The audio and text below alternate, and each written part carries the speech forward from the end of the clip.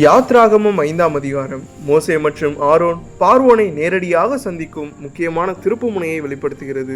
கர்த்தர் கட்டளையிட்டபடி மோசேவும் ஆரோனும் எகிப்தின் ராஜாவான பார்வோனிடத்தில் சென்று, இஸ்ரவேலின் தேவனாகிய கர்த்தர் சொல்கிறார், என் ஜனங்களை அனுப்பிவிடு, அவர்கள் வனாந்திரத்தில் என்னை ஆராதிக்கட்டும் என்று கூறினார்கள்.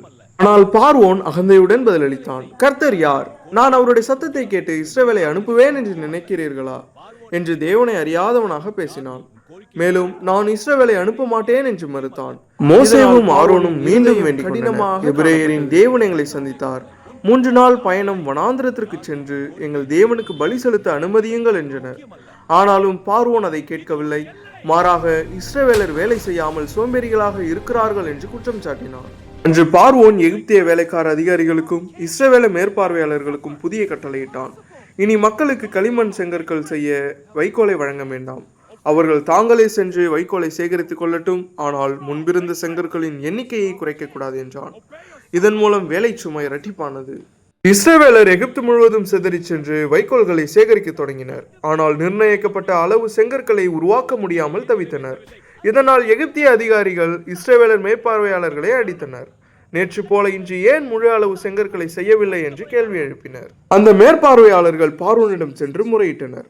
உங்கள் ஊழியர்களுக்கு வைக்கோலை தரவில்லை, ஆனாலும் செங்கற்களை செய்யும்படி சொல்கிறீர்கள்.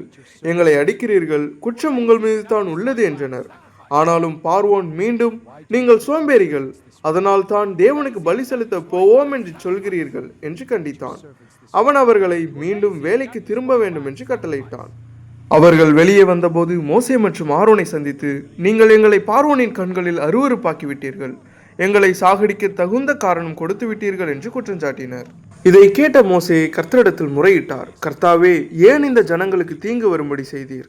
என்னை ஏன் அனுப்பினீர்? நான் பார்வோனிடம் பேசியதிலிருந்து இந்த ஜனங்களுக்கு தீங்கு மட்டுமே ஏற்பட்டது. நீர் உங்கள் ஜனங்களை விடுவிக்கவே இல்லை என்று வேதனையுடன் ஜெபித்தார். இந்த அதிகாரம் விடுதலை உடனடியாக வராது. சில நேரங்களில் சூழ்நிலை மேலும் கடினமாகலாம் என்பதை காட்டுகிறது.